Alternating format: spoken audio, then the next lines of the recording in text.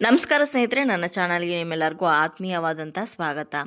ಇವತ್ತಿನ ಈ ವಿಡಿಯೋದಲ್ಲಿ ಮನೆಯಲ್ಲಿ ತುಪ್ಪದ ದೀಪವನ್ನು ಹಚ್ಚೋದ್ರಿಂದ ಏನೇನು ಪ್ರಯೋಜನಗಳಿವೆ, ತುಪ್ಪದ ದೀಪವನ್ನು ಹಚ್ಚುವುದರ ಮಹತ್ವವೇನು, ಹಾಗೆ ಯಾವ ದಿನ ಯಾವ ಕಾರಣಕ್ಕೋಸ್ಕರ ನಾವು ತುಪ್ಪದ ದೀಪಗಳನ್ನು ಹಚ್ಚಿದ್ರೆ ಒಳ್ಳೆಯದು ಅನ್ನೋದೆಲ್ಲದನ್ನು ಕೂಡ ನಿಮ್ಮ ಜೊತೆ ಹಂಚ್ಕೊಳ್ತೀನಿ. ಜೊತೆಗೆ ನಾನು ತುಪ್ಪದ ದೀಪಗಳನ್ನು ಯಾವ ರೀತಿ ಹಚ್ತೀನಿ, ಹಾಗೆ ತುಪ್ಪದ ಬತ್ತಿಗಳನ್ನು ಯಾವ ರೀತಿ ತಯಾರು ಮಾಡ್ಕೋತೀನಿ ಅಂತಲೂ ಕೂಡ ಈ ವಿಡಿಯೋದಲ್ಲಿ ನಿಮ್ಮ ಜೊತೆ ಹಂಚ್ಕೊಳ್ತೀನಿ. ಬನ್ನಿ, ಹಾಗಿದ್ರೆ ಇನ್ಯಾಕೆ ತಡ, ವಿಡಿಯೋನ ಶುರು ಮಾಡೋಣ. ಮನೆಯಲ್ಲಿ ನಾವು ಪ್ರತಿನಿತ್ಯ ದೀಪವನ್ನು ಯಾಕೆ ಹಚ್ಚುತ್ತೀವಿ ಹೇಳಿ? ದೀಪವು ನಮ್ಮನ್ನ ಕತ್ತಲೆಯಿಂದ ಬೆಳಕಿನೆಡೆಗೆ ಕರೆದುಕೊಂಡು ಹೋಗುತ್ತೆ. ಅಷ್ಟೇ ಅಲ್ಲದೆ ನಾವು ಹಚ್ಚುವಂಥ ಒಂದು ದೀಪ ಶಾಂತಿ, ಬೆಳಕು ಮತ್ತು ಉತ್ತಮ ಸಂತಾನದ ಸಂದೇಶವನ್ನು ಮನುಕುಲಕ್ಕೆ ಹರಡುತ್ತೆ. ಮನಸ್ಸಿಗೆ ಎಷ್ಟೇ ಬೇಜಾರಾಗಿರಲಿ, ಒಂದು ದೀಪವನ್ನು ಹಚ್ಚೋದ್ರಿಂದ ಮನಸ್ಸಿಗೆ ತುಂಬಾ ಶಾಂತಿ ಸಿಗುತ್ತೆ. ನಾವು ಹಚ್ಚಿರೋ ಒಂದು ದೀಪದ ಬೆಳಕಿನಿಂದ ದೇಹ ಮತ್ತು ಮನಸ್ಸು ಎರಡೂ ಕೂಡ ಪುನಶ್ಚೇತನಗೊಳ್ಳುತ್ತೆ. ಹೀಗಿರುವಾಗ ತುಪ್ಪದ ದೀಪವನ್ನು ಮನೆಯಲ್ಲಿ ಹಚ್ಚೋದ್ರಿಂದ ಏನು ಲಾಭಗಳು, ಇದರ ಮಹತ್ವವೇನು ಅಂತ ಕೇಳೋದಾದರೆ, ತುಪ್ಪವನ್ನು ಬಳಸಿ ಯಾವುದಾದ್ರೂ ಒಂದು ಅಡುಗೆಯನ್ನು ಮಾಡಿದಾಗ, ಭಕ್ಷ್ಯವನ್ನು ಮಾಡಿದಾಗ ಅದರ ರುಚಿ ಹೆಚ್ಚಾಗೋದಲ್ಲದೆ ಅದರ ವಿಶಿಷ್ಟವಾದಂಥ ಪರಿಮಳದಿಂದ ಮನಸ್ಸು ಹಗರಾಗತ್ತೆ. ಹೀಗಿರುವಾಗ ನೀವು ಪ್ರತಿದಿನವೂ ಕೂಡ ನಿಯಮಿತವಾಗಿ ತುಪ್ಪದ ದೀಪವನ್ನು ಹಚ್ತಾ ಬಂದರೆ ನಿಮಗೆ ಆರೋಗ್ಯ, ಹಣ ಮತ್ತು ಹಾಗೆ ನಿಮ್ಮ ಮನೆಯಲ್ಲಿ ಸಮೃದ್ಧಿ ಆಗೋದನ್ನು ನೀವೇ ನಿಮ್ಮ ಕಣ್ಣಾರೆ ನೋಡ್ಬೋದು. ಹಾಗೆ ಸಾಕಷ್ಟು ಜನರ ಮನೆಯಲ್ಲಿ ಇದು ಪ್ರಾಕ್ಟೀಸ್ ಆಗಿ ರೂಢಿಯಾಗಿದೆ. ನೀವು ಹೋಗಿ ಒಂದ್ಸಲ ಅವ್ರನ್ನ ಕೇಳಿದ್ರೆ ನಿಮಗೆ ಗೊತ್ತಾಗತ್ತೆ ಆ ಒಂದು ತುಪ್ಪದ ದೀಪ ಹಚ್ಚೋದರ ಸಾಂಸ್ಕೃತಿಕ ಮಹತ್ವವೇನು. ಪ್ರತಿದಿನ ತುಪ್ಪದ ದೀಪವನ್ನು ಮನೆಯಲ್ಲಿ ಹಚ್ಚೋದ್ರಿಂದ ನಮ್ಮ ವಾತಾವರಣದಲ್ಲಿರುವಂತಹ ಗಾಳಿಯ ಗುಣಮಟ್ಟ ಎಷ್ಟು ಚೆನ್ನಾಗಿ ಬದಲಾಗತ್ತೆ ಅನ್ನೋದೆಲ್ಲದೂ ಕೂಡ ನೀವೇ ವಿಚಾರಿಸಿ ತಿಳ್ಕೊಬೋದು. ಇನ್ನು ಹೀಗಿರುವಾಗ ತುಪ್ಪದ ದೀಪ ಒಂದು ಮ್ಯಾಜಿಕ್ ರೀತಿ ವರ್ಕ್ ಆಗುತ್ತೆ.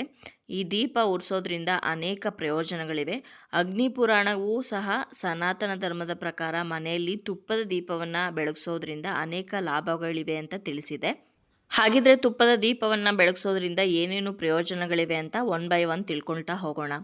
ತುಪ್ಪದ ದೀಪಗಳು ನಮ್ಮ ಸುತ್ತಮುತ್ತಲಿನ ಗಾಳಿಯ ಸಾತ್ವಿಕ ಕಂಪನಗಳನ್ನು ಸೆಳೆಯುತ್ತೆ. ತುಂಬ ಗಂಟೆಗಳ ಕಾಲ ದೀಪ ಉರಿಬೇಕು ಅಂತ ಏನಿಲ್ಲ. ಸ್ವಲ್ಪ ಹೊತ್ತು ಉರಿದು ತಣ್ಣಗಾದ ನಂತರನೂ ಕೂಡ ಆ ವಾತಾವರಣದಲ್ಲಿ ಆ ಸಾತ್ವಿಕತೆಯ ಗುಣವನ್ನು ನಾವು ನೋಡ್ಬೋದು.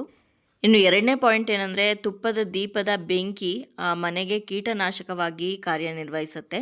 ವಾತಾವರಣದಲ್ಲಿರುವಂತಹ ಬ್ಯಾಕ್ಟೀರಿಯಾಗಳು, ವೈರಸ್ಗಳು ಇದೆಲ್ಲದರ ಪ್ರಮಾಣವನ್ನು ಈ ತುಪ್ಪದ ದೀಪ ಕಡಿಮೆ ಮಾಡುತ್ತೆ.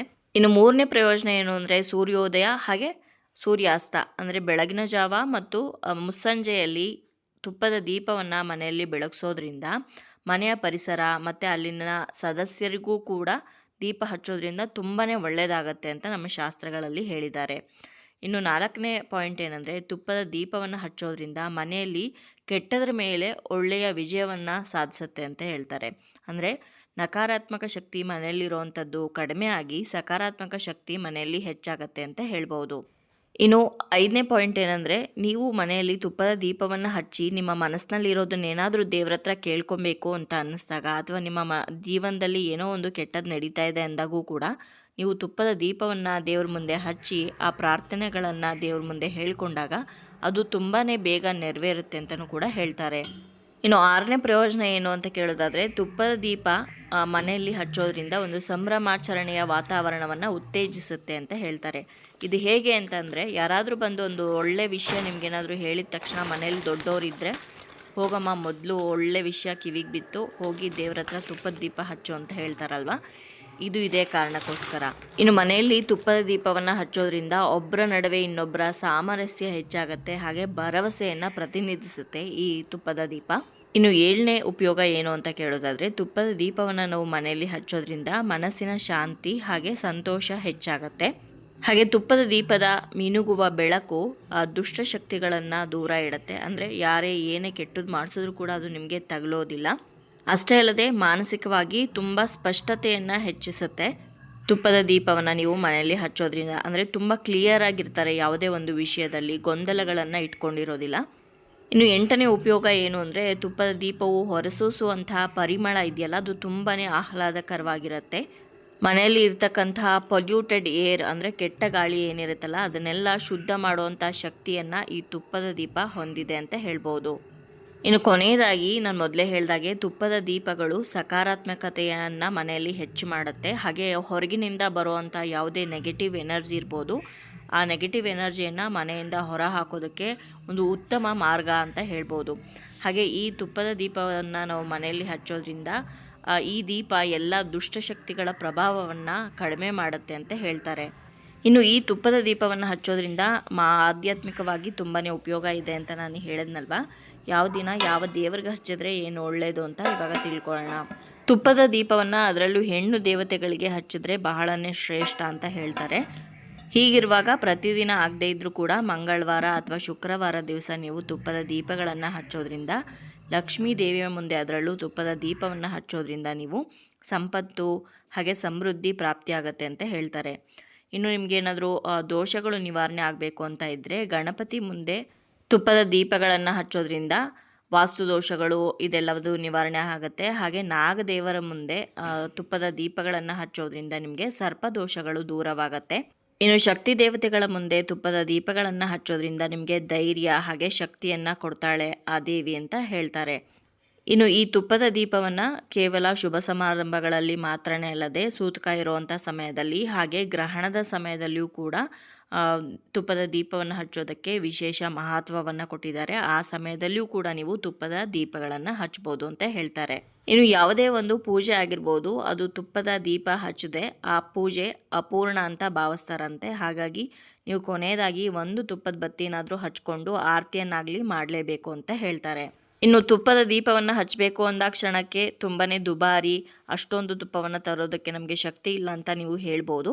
ಶಕ್ತಿ ಇರೋರು ದೊಡ್ಡ ದೀಪಕ್ಕೇ ದೀಪ ತುಂಬ ತುಪ್ಪ ಹಾಕಿ ದೀಪ ಹಚ್ಬೋದು. ಆದರೆ ಶಕ್ತಿ ಇಲ್ಲದೆ ಇರೋರು ಒಂದು ಸಣ್ಣ ತುಪ್ಪದ ಬತ್ತಿಯನ್ನು ಹಚ್ಚಿದ್ರೂ ಕೂಡ ಸಾಕಾಗತ್ತೆ. ಅದರಲ್ಲೂ ನೀವೇ ಮನೆಯಲ್ಲಿ ನಿಮ್ಮ ಕೈಯಾರ ಬೆಣ್ಣೆ ಮಾಡಿ ಅದರಿಂದ ತುಪ್ಪವನ್ನು ಕಾಯಿಸಿ ತುಪ್ಪದ ಬತ್ತಿಗಳನ್ನು ಮಾಡಿ ದೀಪ ಹಚ್ಚಿದ್ರೆ ಬಹಳನೇ ಶ್ರೇಷ್ಠ ಅಂತ ಹೇಳ್ತಾರೆ.